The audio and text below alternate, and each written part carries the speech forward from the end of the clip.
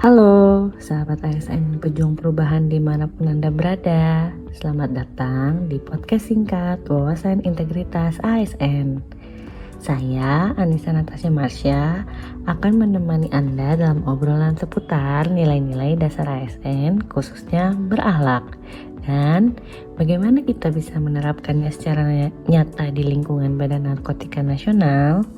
Hari ini kita akan bahas satu topik penting, yaitu bagaimana praktik nilai-nilai berakhlak diterapkan di instansi lain dan apa yang bisa kita pelajari dan adopsi di BNN.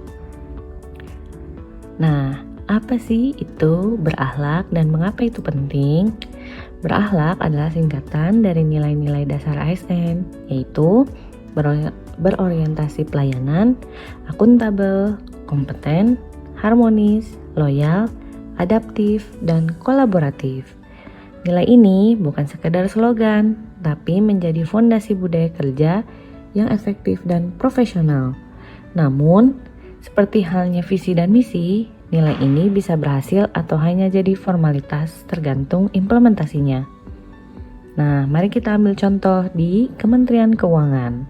Instansi ini dikenal memiliki penerapan nilai berakhlak yang cukup kuat, khususnya dalam hal akuntabilitas dan orientasi pelayanan.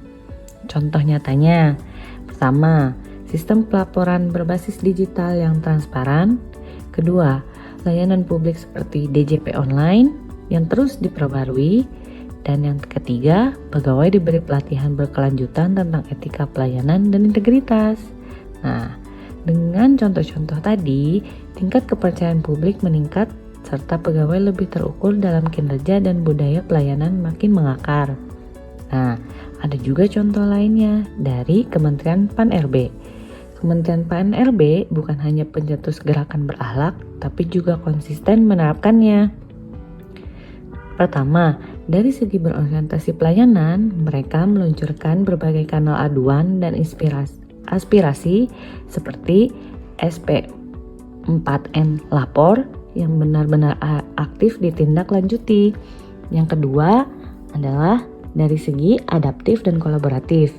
Di saat pandemi menjadi momen uji nyali untuk PAN-RB untuk cepat beradaptasi dengan sistem kerja hybrid tetapi tetap produktif dan responsif.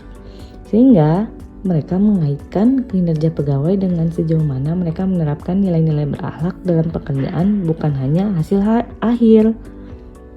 Nah, lalu bagaimana dengan BNN? BNN memiliki peran strategis dalam pemberantasan narkoba. Namun, tantangannya tidak ringan. Kompleksitas birokrasi, stigma masyarakat, hingga keterbatasan SDM membuat nilai berakhlak kadang belum terwujud maksimal.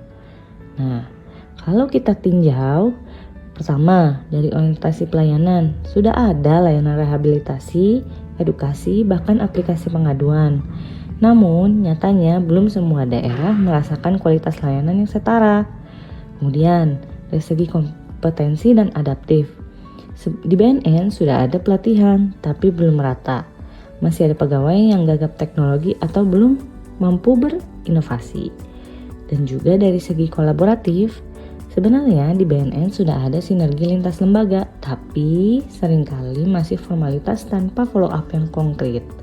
Nah, sekarang mari kita lihat posisi BNN. Saat ini yang sudah berjalan yaitu layanan rehabilitasi dan edukasi publik sudah mulai menyentuh banyak kalangan. Kemudian banyak juga pegawai BNN yang berjiwa loyal dan punya dedikasi tinggi. Lalu ada juga peningkatan dalam kerjasama lintas sektor seperti dengan Kementerian Kesehatan, Kementerian Sosial, bahkan banyak komunitas yang terlibat di dalamnya. Nah, tapi di balik itu masih ada hal-hal yang perlu diperkuat. Pertama, dari orientasi pelayanan. Di beberapa daerah masih bersifat administratif, belum terdigitalisasi. Kemudian dari adaptasi teknologinya di beberapa unit belum merata. Sehingga di dalam hal digitalisasi rehabilitasi dan pengaduan masih kurang. Kemudian dari kultur kolaboratif internalnya masih terhambat karena struktur birokrasi yang kaku.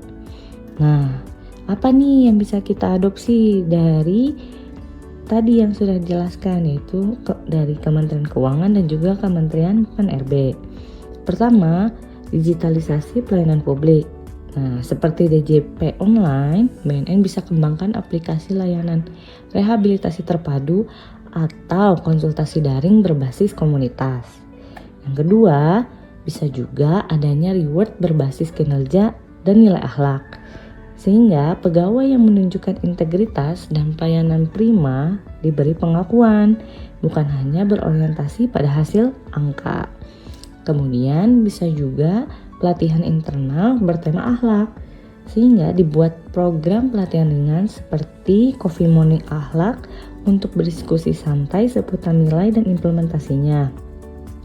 Nah, dan yang terakhir bisa juga kolaborasi nyata dengan komunitas.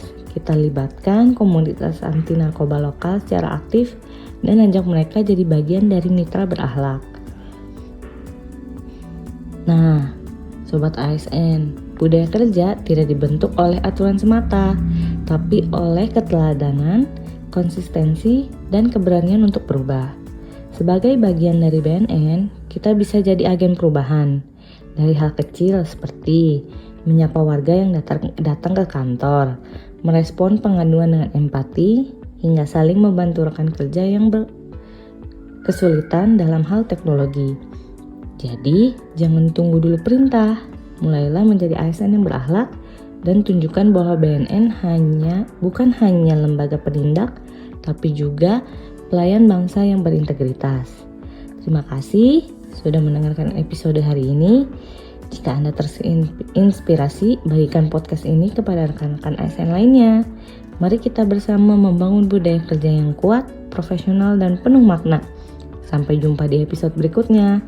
Salam integritas, salam berakhlak.